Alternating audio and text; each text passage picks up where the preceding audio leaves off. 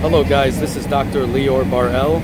Today unfortunately I wasn't able to make an episode because I've been extremely busy with my house doing a ton of construction and all of that stuff, but didn't want you guys to miss out on something that was extremely crucial that I want customers and investors as well to know. So for example, if you're a consumer, I want you to know about this. If you're an investor in the actual stock, I want you guys to know about this. Okay, so right now, as you can see, Nintendo has been decreasing in the stock market, decreasing in value in their stocks.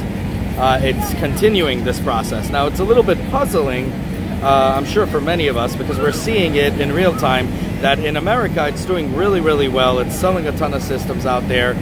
It's getting really ahead, especially with the games and everything like that. So what the hell is causing this issue?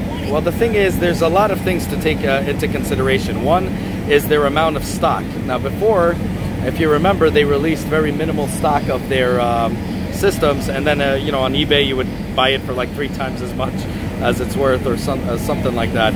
But basically, in a nutshell, what was going on, they afterwards made so many, I think it was about, they wanted to reach 10 million or something, or 20 million sales in games and 10 million in systems. And what happens is they have now, I believe, overstock or a bunch of stuff like that. I personally don't think that's the reason. That's the reason why this is happening. Sorry, thing fell down. Doing it on a table here, but I don't think that's why it went down. What I do believe is I find it extremely funny that before what happened was, due to a lot of the systems getting hung up and getting stuck, you know, getting fried, and the motherboard's getting fried. From the USB, even though it's not true. What happened is it just resets it. You send it back to Nintendo. They give you another one, the same one, just, you know, they enable it.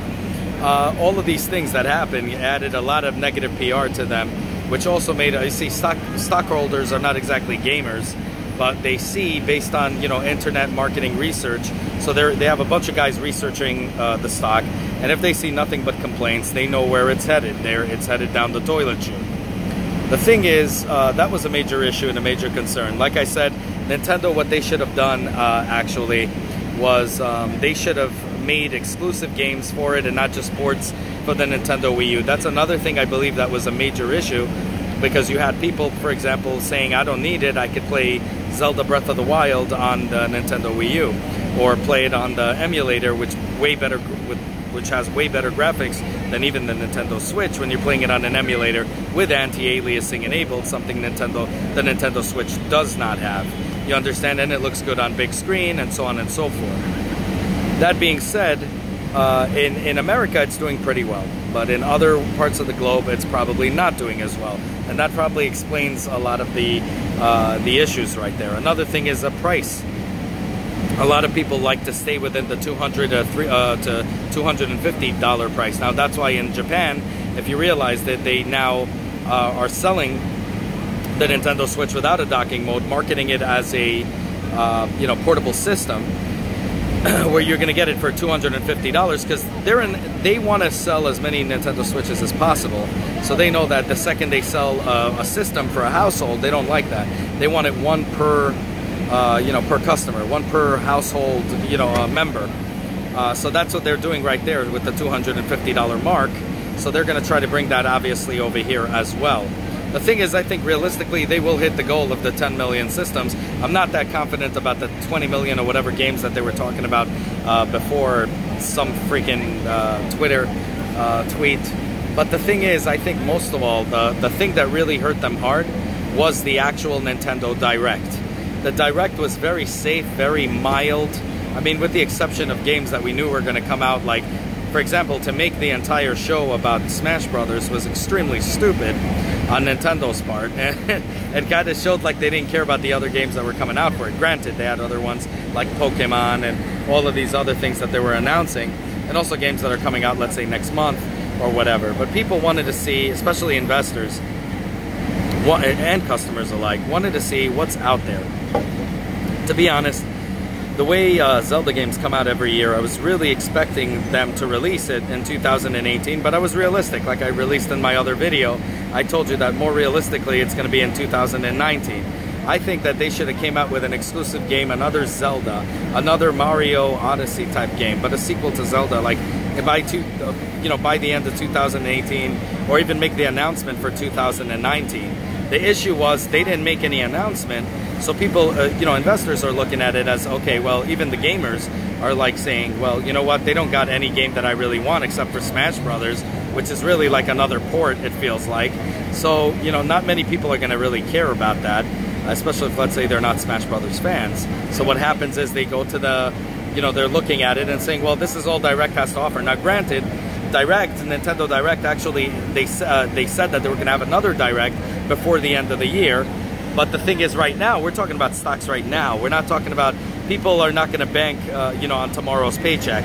They're going to see what the hell they have. They're going to see what's down the line. And when you have a half-assed show marketing just Smash Brothers and putting all your faith and everything into that, a lot of people are like, okay, what? This is all you have to show? Another type of like portish type of game? I mean, that's all there is. I mean, that's it. And the rest of the games you don't make a big deal out of. So they're looking at it as like, well, if there's no hype behind that, and this is all the thing that gets the hype, how many people are going to buy this and switch over? How many from Wii U are going to jump over to the Switch because of the Smash Brothers game? That's not going to happen, especially when most other games are ports. So these issues are all taken into account, I believe, personally. From a gamer's perspective, I can tell you, from a customer's perspective, I would look at it, if portability now wasn't an issue, I wouldn't care and stick to my Wii U and not even upgrade. If I was with an if I'm looking for dock mode, a lot of people are going to go with the PlayStation 4 or Xbox One or PC, which is above all the best, the PC, because you can do it, on 4K, you can play it on whatever at tip-top resolution, and it blows all the consoles out of the water. Of course, the reason why we all buy the Nintendo Switches and Nintendo systems in general is the exclusive games. Things like Mario, things like, all the other games like Zelda. But the thing is, if you already have those games available, they didn't have Mario, but they had the other one, Zelda Breath of the Wild, available on that, and they put all their hype behind that, behind Breath of the Wild. If you guys remember, they were barely marketing even Mario Odyssey. Zelda was the thing they were marketing. In fact, that came out, I believe, first. Yeah, it came out first. And everybody was marketing that over anything. It was the best thing in the world, best. But guess what? The Nintendo Wii U had it, which was probably one of the stupidest things they could have ever done. Now, granted, as a Nintendo Wii U owner, I love that they did that because it showed they didn't abandon their fans and just jump over.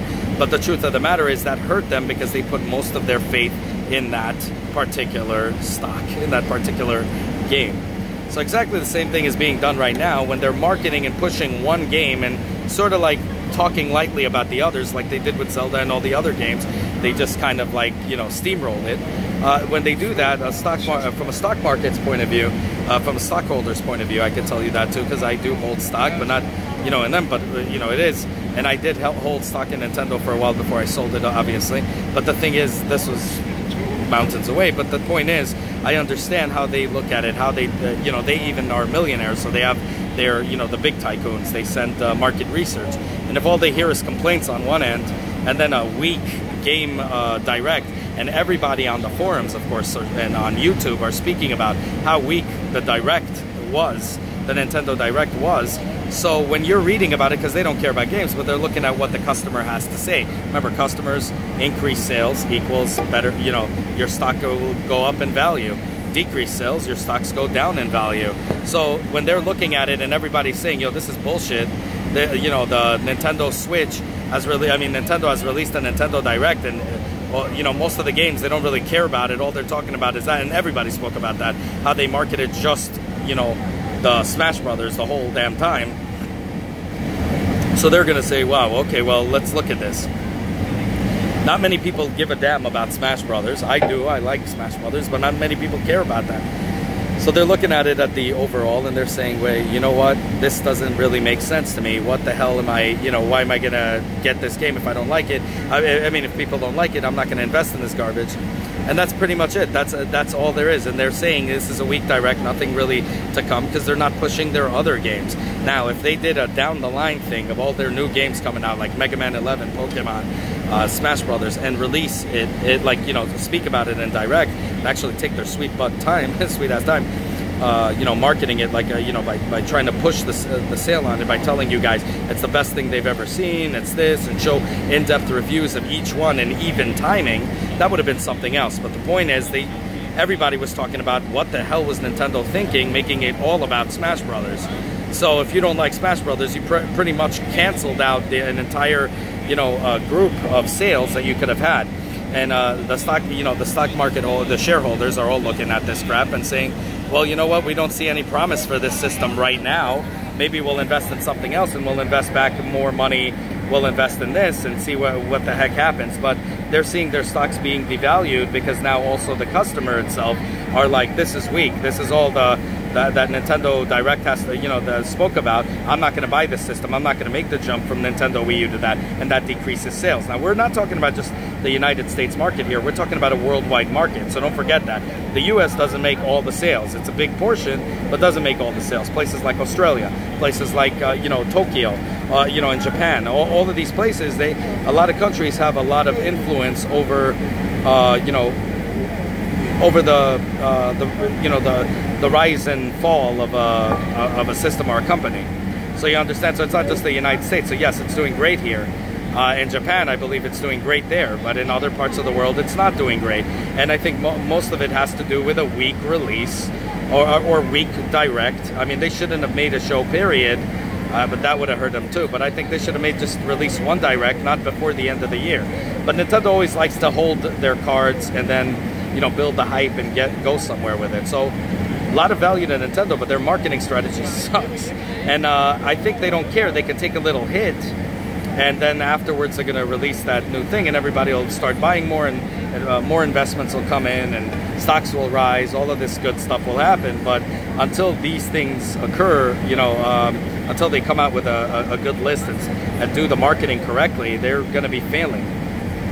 And other companies, third-party companies, are looking really closely. Remember, Nintendo's walking on eggshells right now with them. So they're very careful. Like EA doesn't even want to work with them until they see how they're doing. You see what I mean? Like in most of their games. So if they're seeing all of this and it's like a domino effect, they're not going to want to invest in it. God forbid it's going to be another Wii U.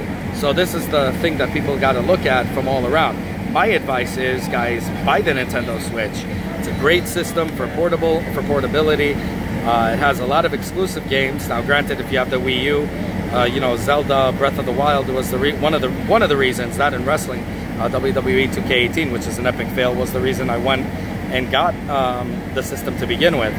But look to the future. Now, that's another thing. They're not seeing, even though I'm sure WWE 2K19 is going to come out for the Switch, they're seeing that that's not coming out. There's a lot of things that are no longer there. These kind of things get, you know, based on marketing research. If you look at forums, that's what people are talking about. Oh, it's not out for the Nintendo Switch. What's going on? And automatically the stockholder or the business analyst is going to say, well, maybe they, after what happened, you know, that now they don't trust Nintendo or something like that. Any little rumor can destroy an entire stock. You understand? So that's really all there is to come down to it. So I saw a lot of people freaking out about this. Stock market's going up and down all the time, but this is, you know, continuing to go down. So, I mean, because of that, it went down to like 16 points or something this week. So because of that, that's something to think about. Don't let it hurt your sales. Definitely, and you know, don't let it hurt the sales, and know that Nintendo has a lot of things coming up in the new Direct right before the end of the year. So I'm sure there's going to be a lot of announcements. They might surprise us with another Zelda sequel. That'll be really cool, which I think that's what they're going for due to how they're coming out with it every year. Again, and to Nintendo, all I have to say is stop pushing one game. Make a more, you know, have a more diverse library, you know, with a lot of things in there, and also try to push them equally. If you just stick to one, somebody doesn't like that, you lose an entire client base. That's all I got to say about that. Very bogus marketing from Nintendo's end, but it's hurting them in the long run. But to you customers, keep buying them. You know, definitely make the jump. A lot of good and exclusive games coming out for it. There's even talks of Def Jam coming out with another game to the series. That in the forums they practically were saying that it might come out for the Switch. So a lot of these things are being you know, hearsay here, but it is building up. So there's things that are coming and things that are not. With Pokemon being released, with Mega Man 11, with Smash Brothers, all of these games, and Yoshi probably coming out, and later on they're going to make the announcement in the new Direct. So all of these things you have to take into account. You got a good lineup coming up, and that's all I got to say about that. Not to mention games like Monster Hunter, which is a port, another stupid port, but whatever. Instead of coming out with a new one, I would have loved to see a Bayonetta 3. I would have loved to see, you know, Devil May Cry, another one of those for the Nintendo. I doubt they'll get that, but just you know, whatever. But I would like to see some new games and some exclusive games made instead of just some dumb, you know, half-assed ports, or even ports to begin with. And the reason why is because that's what the customer wants. They don't want a port of the Wii U when they want to jump from the Wii U and upgrade to you. It's as simple as that. And they're not going to. I know plenty of people, including my family, friends, and of course tons of forums that said they will not make the jump whatsoever because there's no point. And that's your thing. That's the ball's in your court, Nintendo. It's time that you get things right. Your sales are great here in America and in Japan, but it could be better worldwide if you actually provide if you listen to what the customer has to say. Anyways, let me know down below. As always, self-funded here. Don't ask for any Patreon. All I ask is for you to like the video, subscribe, and hit that bell button for many more honest reviews to come, and tons of more information to come out there. So anyways, wanted to share this with you. It's my first time actually uploading through a cell phone.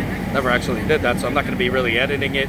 Just putting some of my cheesy, lower thirds that says my name. That's about it, I think. And I'll wait till I get home to put the other crap in there afterwards. Anyways, have a good one, y'all. Take care. Bye.